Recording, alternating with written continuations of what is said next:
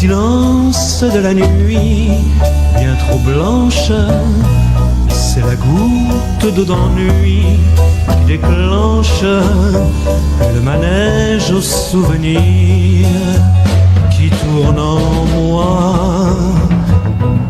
Le pas s'éloigne et déjà le désespoir qui me gagne se mélange avec l'espoir que mes larmes n'auront plus à faire d'histoire à mon âme.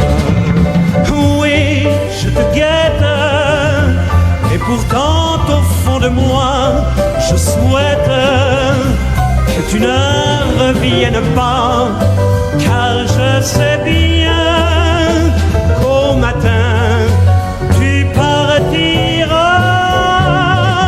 Et si je tremble, c'est que ce pas dans la nuit, il me semble que c'est le tien qui s'enfuit, mettant à jour les regrets de mon amour. Et je découvre qu'au silence de la nuit, on retrouve tout le calme de la vie qui se trouve sur le grand chemin du cœur que l'on ouvre.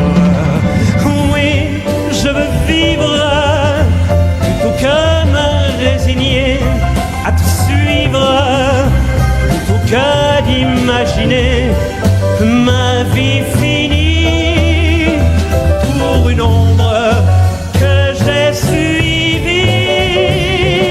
Oui, je veux vivre, et l'on peut vivre sans toi.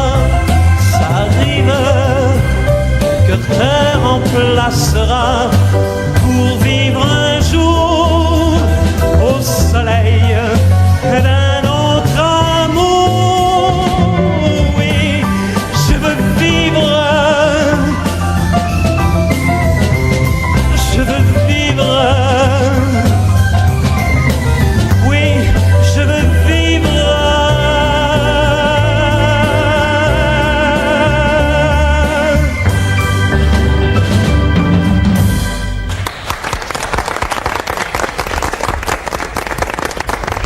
Théo, je suis ravie que tu sois là. J'ai chaud. T'as chaud. Et je suis ravie que vous soyez là parce que cette rencontre est formidable. Effectivement, on t'a connu surtout par la presse, une presse qui t'a gâté. Alors là, tu as les premières pages, c'était vraiment le héros de bande dessinée. Ce qui m'a amusé, c'est quand tu as dit tout à l'heure un côté héros de bande dessinée. Ben oui. C'est-à-dire qu'à une certaine époque, on suivait un peu ma vie privée comme un roman feuilleton. C'est-à-dire qu'une semaine, on racontait quelque chose, puis la semaine d'après, c'était à suivre. Et je crois que si on retire le côté un petit peu amusant de l'histoire, finalement, c'est pas très très agréable parce que contrairement à ce qu'on peut croire, on est prisonnier finalement de ce style de presse et on ne peut pas s'en défaire, c'est-à-dire on ne le recherche pas. Non. Il arrive à un stade où on ne peut pas faire autrement et qu'on soit là, qu'on les reçoive ou qu'on ne les reçoive pas, on a de toute façon des papiers qui sont toujours plus ou moins gentils. Et il y a une chose surtout en plus, c'est que pendant pas mal de temps, j'étais pendant toute la période où j'étais avec Edith, j'ai vécu pratiquement dans une pratiquement dans une tour d'ivoire, si bien que je ne connaissais absolument personne dans le métier. Et après la disparition d'Edith, j'ai commencé à connaître quelques personnes du métier et je me suis rendu compte finalement que tous ces gens, si bien que le public d'ailleurs, s'était fait une opinion sur moi à travers la presse. Alors j'ai cherché à savoir finalement quelle opinion s'était fait. Je crois qu'on va peut-être pouvoir me répondre un petit peu là-dessus, parce que moi personnellement, je me vois de l'intérieur, et puis je lisais les articles, et puis je savais exactement comment j'étais. Mais maintenant, je crois qu'on avait fait de moi un personnage un peu mou, une espèce de falot contre un balai comme ça, de droite et de gauche, ce qui n'était pas tellement agréable. Et alors ça a été quand même une surprise pour moi parce que me connaissant, je pensais que les autres me connaissaient Oui, aussi, c'est vrai. et je cherchais pas à analyser, je disais bon, on n'y croit pas, puis c'est tout, ça s'arrête là. Souvent, la presse met une étiquette et c'est très difficile de lutter contre. Et C'est souvent une étiquette agréable. Et dans le cas de Théo Sarapo, il est évident que dans l'esprit du public qui a le culte du souvenir, on ne peut pas dire son nom sans penser à Piaf. Et évidemment, le public lui en veut un peu parce que Sarapo, c'est pas Piaf. Bon, bah, c'est Sarapo. Mais il oui, faut mais, qu'il soit mais moi c'est ça Sarapo. justement, moi j'ai jamais dit que Sarapo c'était Piaf, la presse ne l'a pas dit non plus, je n'y peux rien si non, on ne c'est peut une pas. immense chance qu'il a eu au départ, une chance à Non, double c'est pas tranchant. une chance qu'il a eu au départ. Moi, je trouve qu'au contraire, c'était un enterrement. Parce que quand un garçon se lance dans ce métier, on n'a pas le droit de le propulser sur la scène parce qu'il y a eu des papiers dans toute la presse. Il faut d'abord apprendre son métier avant Ah, de ça, je suis chanter sur la scène. entièrement Et écoutez, d'accord. Théo, dans le métier, on peut parler de vous à n'importe qui. À chaque fois, on répond Théo, c'est un type formidable, c'est un type très bien. Et je sais que vous êtes un type très bien et que tout ce qu'on a pu raconter sur vous était tout à fait faux. Je peux d'autant plus en parler que vous m'étiez alors très très antipathique parce que j'ai horreur de ce genre d'articles et j'ai horreur de ce genre de presse. C'est pas ça le métier, c'est autre chose. C'est pas Mick qui me dit raconteur, c'est pas vous non plus. Non, mais d'ailleurs. je suis entièrement d'accord, c'est-à-dire j'ai été propulsé trop tôt, c'est-à-dire quand M. Cocatrix s'en souvient, quand je suis monté sur la scène à l'Olympia, je crois que je montais sur scène pour la 5e fois, je chantais devant le public et je passais en américaine.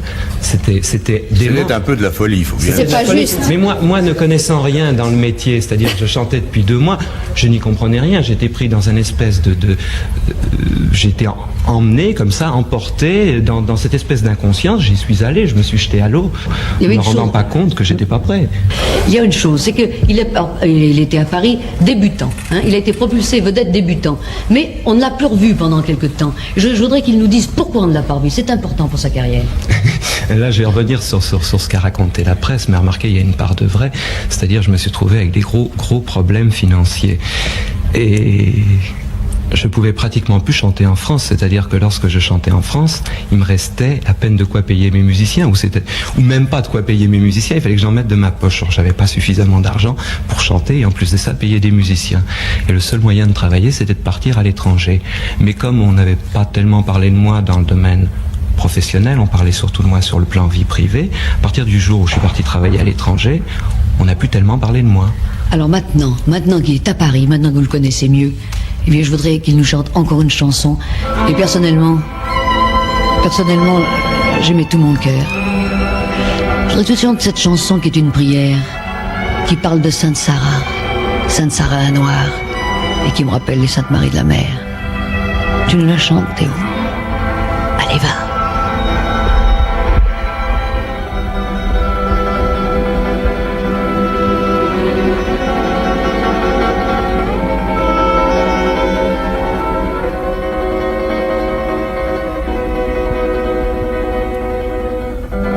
Sainte Sarah de Roumanie, de Jérusalem ou d'ailleurs, sous l'église aux Saintes Maries, un jour j'irai t'offrir mon cœur.